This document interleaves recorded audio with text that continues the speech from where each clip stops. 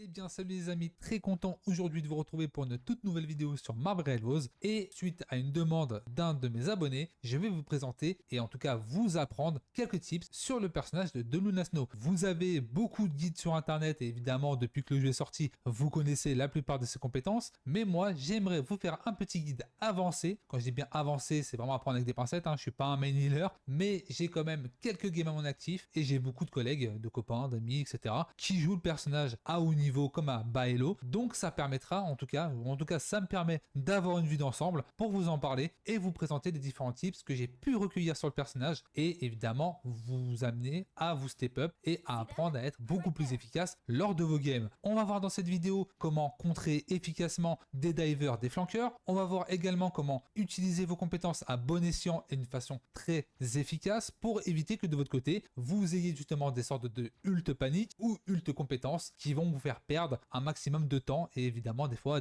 la game. Et oui, effectivement les amis. Donc on va voir très rapidement, on va survoler ses compétences. Donc alors à quoi? Un clic gauche qui va permettre de faire des damages dans le corps et des coups critiques dans la tête, donc très puissant. Et évidemment vous pourrez healer vos alliés en les visant. Donc ça va demander quand même de l'aim ce personnage comparé à une Cloak and Dagger qui a un heal auto-directive.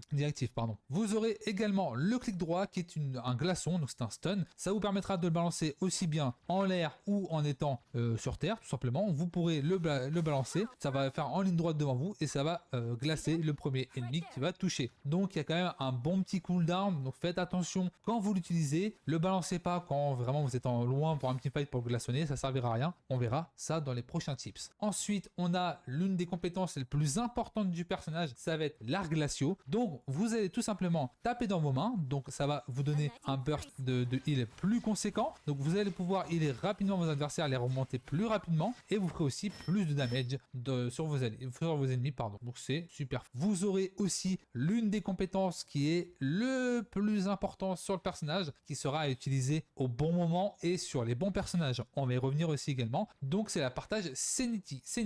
Donc ce qui va se passer, c'est que vous allez mettre tout simplement une marque sur un ally et quand vous allez healer un autre ally, ça va tout simplement le heal. Je vais mettre sur lui, ce sera plus simple. Vous voyez, je heal en fait ce bot là et le bot à côté va récupérer un pourcentage de heal. Si évidemment vous mettez ce système là, vous allez heal un peu plus fort, vraiment un tout petit peu plus fort. Donc c'est super fort et on reviendra à tout ça après, comme je vous disais. On a maintenant l'un des deux passifs ultra intéressants du perso, c'est le patinage. Donc vous allez tout simplement, au bout d'un moment, quand vous allez avancer, pouvoir patiner et quand vous allez utiliser votre saut, vous sauterez beaucoup plus loin. Donc pareil, super intéressant sur le papier pour aller d'un point A à un point B et pour vous replacer. Donc c'est plutôt worth comme capacité et on verra également 2-3 tips pour vous apprendre à l'utiliser efficacement possible. Vous avez maintenant le passif ultra intéressant sur le perso, ça veut dire que quand vous utilisez la compétence art glaciaux et 0 absolu, vous allez regagner un pourcentage de vie. Donc ça veut dire que vous allez prendre des dégâts et vous allez activer la compétence et vous voyez automatiquement je récupère de la vie. Pareil, si jamais je mets justement mon clic droit, donc mon glaçon, je récupère également de la vie et je gèle l'ennemi en face. Donc c'est un passif qui est très fort, il n'a pas de cooldown, le seul cooldown c'est vraiment au niveau des compétences. Voilà, c'est dès que votre compétence est disponible, à chaque fois que vous allez l'utiliser, on va mettre justement la capacité sans recharge, vous voyez là par exemple je vais l'activer, prendre des dégâts et dès qu'il est terminé, si jamais j'ai mon clic droit qui est disponible, je réutilise et je regagne de la vie. Donc un passif super fort. Maintenant pourquoi Luna Snow est un personnage super fort également, c'est ses capacités de team up avec Namor et Jeff, plus avec Namor que Jeff en vrai. Vous avez des Jeff DPS mais c'est un peu une anomalie dans la règle, donc eux on les laisse dans le multivers, on les laisse faire leur life. Vous avez justement Namor qui va pouvoir avoir justement imprégné l'un de ses poulpes de glace et qui fera quand même des ralentissements et un peu plus de damage. Pareil, vous pourrez insuffler un chi gelé Iron Fist pour qu'il fasse des dégâts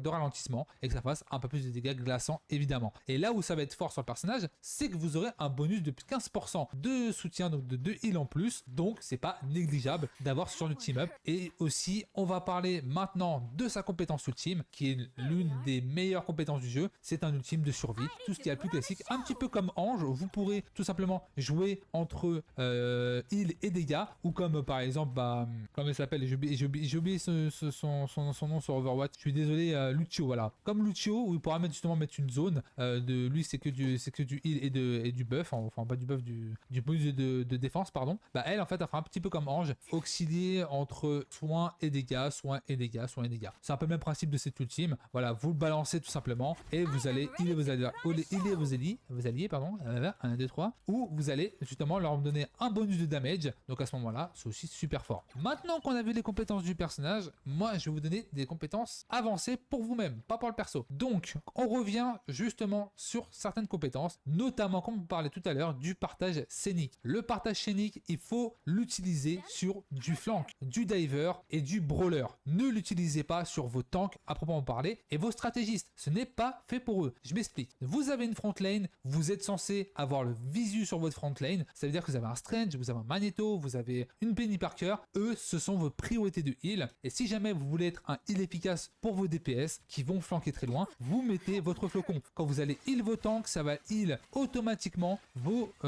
flanqueurs et vos brawlers. Quand je dis brawler, c'est du Wolverine, c'est du Magic, c'est du BP, ce sont des brawlers. Les divers, des Venom, des Captain America et des flanqueurs, des Spider-Man, des Magic, pas des Magic, pardon, des Psylocke, voilà, etc. Tout, ou des Star-Lord par exemple, tout ce qui est personnage qui a la capacité de go in, go out très rapidement, eux devront automatiquement avoir votre flocon. Analysez votre équipe, c'est ultra important que vous commencez une game avec Luna Snow, voyez qui il y a dans votre équipe et posez votre flocon. Soit on vous le demandera automatiquement parce que c'est un Magic ou autre, ou un BP ou un Spider-Man et vous dira flocon sur moi, voilà, bref, en anglais généralement, ils vous diront ça, vous mettrez votre flocon tout le temps sur lui. Donc une fois que le flocon est placé sur un ally, ne touchez plus à la compétence, laissez sur la liste, si l'ally meurt, vous recherchez un autre ally plus proche s'il y a besoin mais sinon vous le mettez toujours sur le personnage qui va aller faire chier la backline adverse. Voilà, ça gardez-le pour vous. Réfléchissez, apprenez les personnages si c'est pas encore le cas pour vous de votre côté, apprenez les personnages qui flankent, qui dive, qui auront automatiquement ce flocon toujours sur la tête. Maintenant, on va voir la compétence,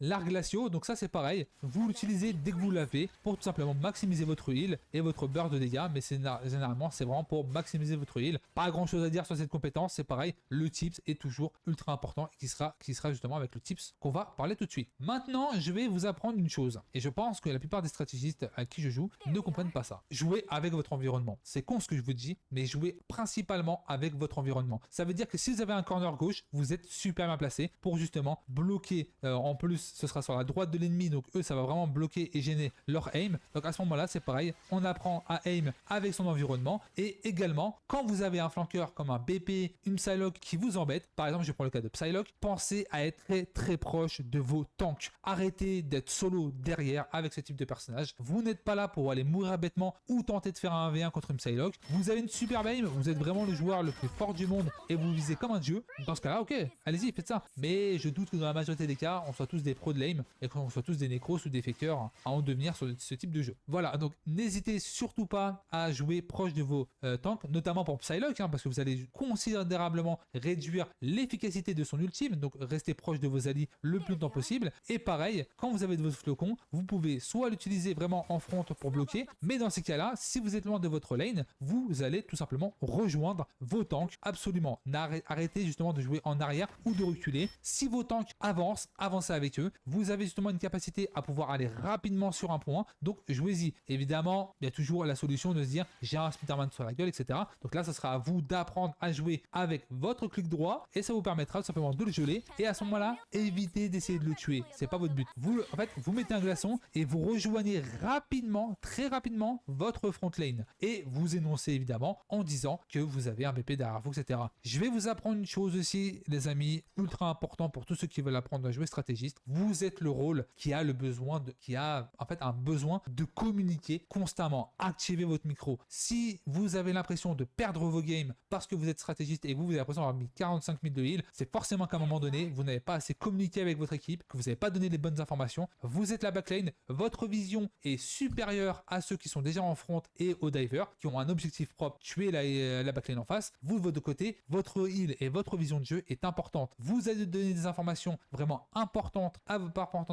votre équipe, notamment sur les pics à prendre. Aussi, si jamais vous avez un flanqueur qui est sur vous, pour donner l'information. Dans ces cas-là, comme on dit, si jamais il y a une Psylocke, un BP qui va m'emmerder, je rapproche justement ma front. J'évite tout simplement de partir de ma front lane pour essayer d'esquiver le backplanter. Ce que vous faites en fait, c'est vous écarter du coin et vous donnez une cible facile qui part et en fait qui va se faire niquer. Donc pareil, la front elle est là, je suis là, je me rapproche de ma front lane et je refais un front commun. Et à ce moment-là, on go in ensemble, on apprend à jouer ensemble et n'hésitez pas à être dans vos shields pour bloquer les adversaires et faire en sorte que ce soit le Strange ou le Magneto ou autre comme Thor, etc. qui prennent les damage à votre place. Maintenant, pour l'ultime, après je vous embêterai plus parce que la vidéo va durer très longtemps. Pour l'ultime, en tips, ultime, l'ultime, apprenez vraiment à le counter. Dans le sens, quand je dis counter, c'est counter ult. Vous attendez le maximum du maximum que l'équipe adverse proc leur ultime. Donc proquer un ultime, c'est faire quoi? C'est faire un ult, ce qu'on appelle un ult panique. C'est faire en sorte de mettre tellement de pression sur l'adversaire, sur la backline adverse, qu'on balance un ultime qui laisse pas d'autre choix, à ce soit ça, soit la mort. Donc ça, une fois que vous avez un ult qui est balancé par l'adversaire, comptez dans votre tête le temps nécessaire. 3 secondes. 3 secondes, c'est le temps qu'il vous faudra pour justement prendre l'avantage. Pas une, pas deux, 3 secondes. Ça veut dire qu'à la fin des 3 secondes d'un ultime Luna adverse, donc là, c'est pareil, vous voyez, vous comptez dans votre tête, l'ultime est là, vous savez qu'on peut pas faire grand chose, vous tentez la survie, etc.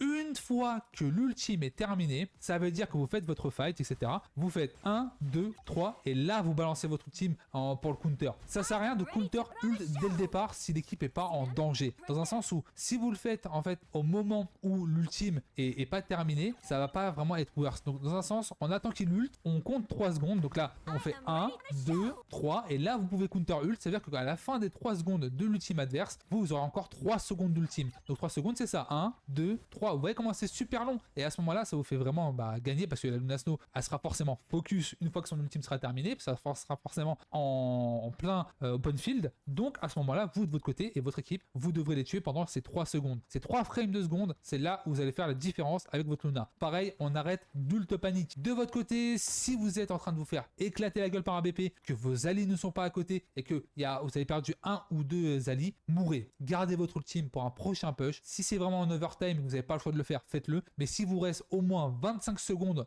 sur le payload avant de le prendre, vaut mieux se regrouper et balancer l'ultime d'une façon optimale. Arrêtez de faire d'ult panique. Si vous avez votre ultime, encore mieux si vous êtes en domination et qu'ensuite derrière vous avez un autre payload et vous perdez pas, vaut mieux perdre la manche et conserver son ultime plutôt que de le balancer à la va-vite et en fait se retrouver sans ultime pour le premier point de passage. Ça ne servira à rien. Donc pareil, l'ultime, on ne le balance pas quand on l'a, on le balance pas en ult panique et on le balance surtout pas pour attaquer. Vous n'êtes pas une cloak and dagger, vous n'avez pas la pression que peut mettre une cloak and dagger, donc à ce moment-là, l'ultime doit être vraiment bien placé à ce moment-là, donc gardez ça en tête. J'espère que cette vidéo vous aura plu les amis, sinon elle va être trop longue. J'aimerais bien vous faire une grosse review d'une game de Luna Snow. Si jamais ça vous fera plaisir, ou en tout cas ça vous tente, dites-le moi en commentaire si de faire des reviews de games comme ça professionnels, ça vous plairait. Moi peut-être ça me plairait bien de le faire. Donc c'est surtout aussi pour vous le type de contenu qui vous intéresse. Moi je vais essayer aussi au final de vous proposer différents contenus intéressants pour vous. Donc on n'hésite surtout pas à s'abonner, ça fait extrêmement plaisir. Aujourd'hui on est 524, ça ne fait que monter, ça fait extrêmement plaisir. Je m'excuse d'avance pour la non-régularité des vidéos qui sortent. On va quand même corriger le tir. Très bientôt je vous ferai une belle vidéo pour vous expliquer un petit peu les projets qu'on va faire ensemble. N'hésitez pas à me rejoindre sur Twitch, mais je vais faire aussi du stream sur YouTube, donc on fera les deux en même temps, on fera du restream. Donc aussi à rejoindre mon Discord, la Ligue des Zéros, où là vous pourrez jouer ensemble, vous pourrez me poser des questions, ou tout simplement surtout game ensemble avec grand plaisir. Voilà, moi je vous dis à la prochaine sur une vidéo Marvel Rivals ou autre chose. C'était le Blé, ciao.